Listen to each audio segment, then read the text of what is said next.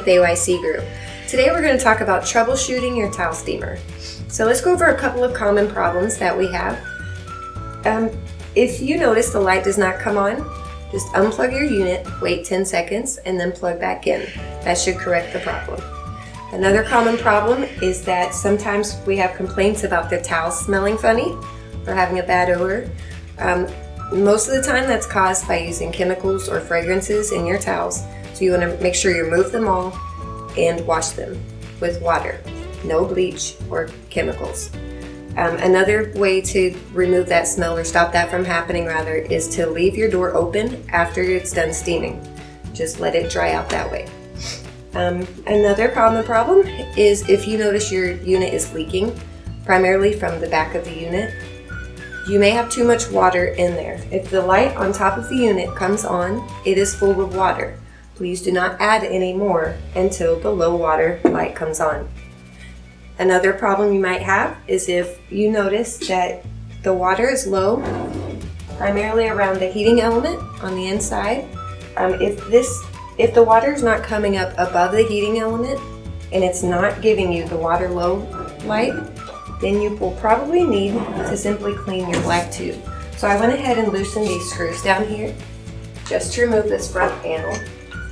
It's just as easy as sliding the tube out, rinsing it with hot water, and just flushing it through. You can also massage the piece if you need to, if there's debris stuck inside. Just make sure you flush this and rinse it thoroughly with water. And then you just simply place it back inside. The next thing we're going to go over is how to change out your heating element. Now you should not need to do this on a regular basis, but just in case something happens where you do, the way that you'll do this is you will first come and remove this screw that's in the middle of the heating element, just so that we can get this sensor out. So we're using a 10mm socket. Simply unscrew this, remove the plate so that you can pull out the sensor.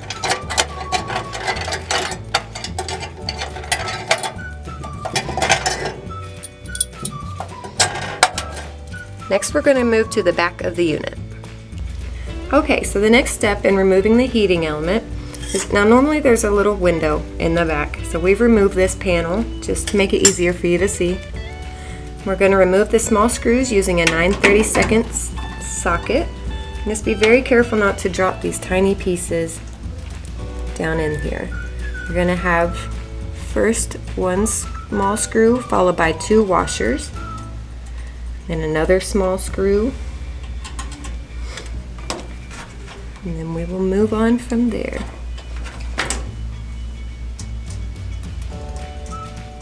And don't be concerned if you mix up these terminals, the fork terminals that are in here. It does not matter which side they are on. They will work on both sides. So again, using the same socket to remove the smaller screw. You're going to do this for both sides.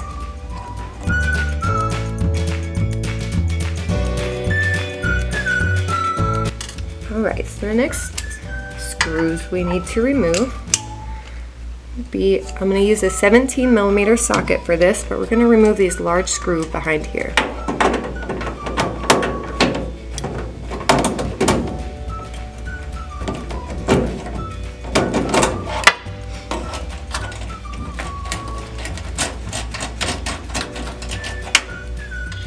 We're going to do the same thing for the other side.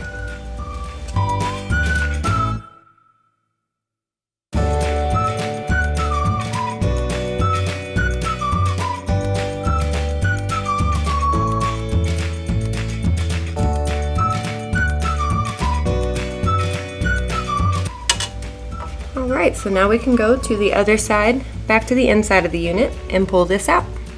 Okay, so now we're ready to remove our heating element. We've removed all of the screws from the back side and we've removed our sensor from inside the unit. So we're simply going to pull this out.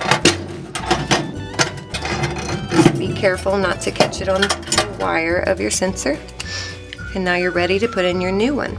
So now that we're ready to put in our new heating element, the first thing we're going to do is simply slide it into place. Just put in the 2 terminals through the holes in the back of the unit. And we're just going to bring this sensor back up so that we can get it back into our heating element. So again, using a 10mm socket, we're just simply going to unscrew that little screw so we can remove the plate. Replacing the sensor.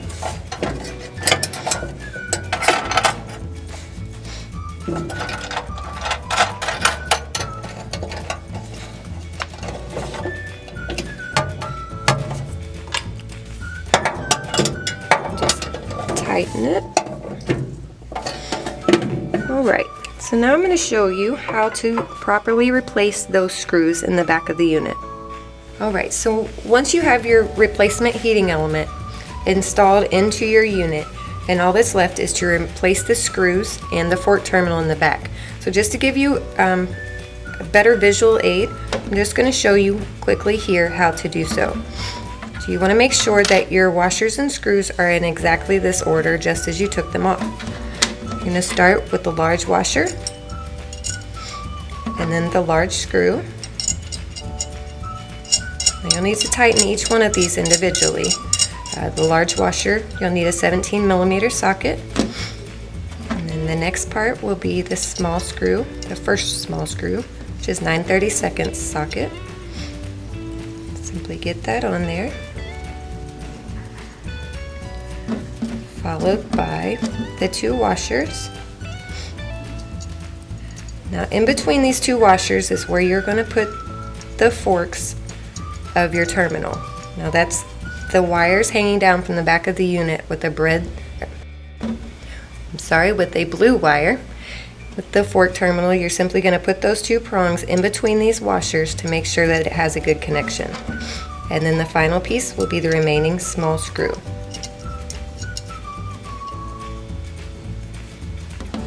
Next, we're going to talk about how to adjust and clean your water sensors. Alright, so here we are at the back of the towel steamer, and now we're going to look at our water level sensors. Depending on how often you use your steamer, you may need to clean this between 2 and 6 months. And the way you can tell is just by simply removing the sensors from the back and just look at them. These are obviously clean, but in order to clean yours, you just simply use water, and then if needed, you can use sandpaper to simply get any residue off of there. When you're replacing the sensors, there are two. You'll notice one right behind it.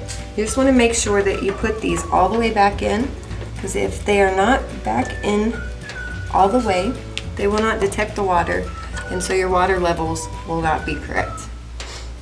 If you have any questions, as always, feel free to call us. Thanks for watching.